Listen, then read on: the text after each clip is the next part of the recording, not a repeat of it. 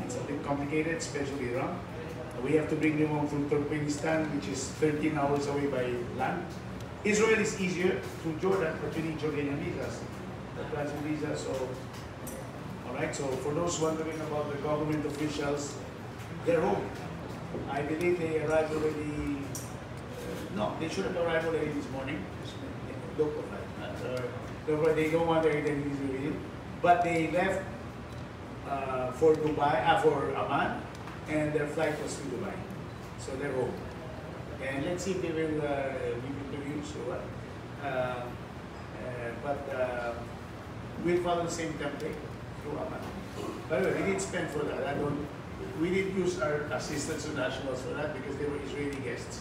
So their ticket, although sinundo sila ng ambassador natin sa border, ambassador in Jordan at a press release about that. So yeah, and then next week we'll start the first batch of about 26 Filipinos going home. There are now 191, so pakyan ng pakyan ang gusto mong uwi. Yeah, as of yesterday, 178, now 191. So it's going on. Still, there are 30,000, and the vast majority want to remain because they say, if I go home, paano makakabalik to Israel? That's what they always ask.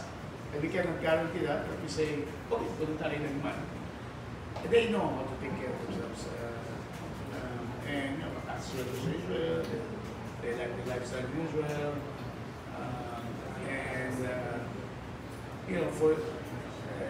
For us, some of you may be wondering, I see in social media, bakit hindi mandatory? Mandatory evacuation, which is the term for, is used for war zones, meaning untenable situation where no Filipino should be in the place because you can't live there. And a great example is Gaza.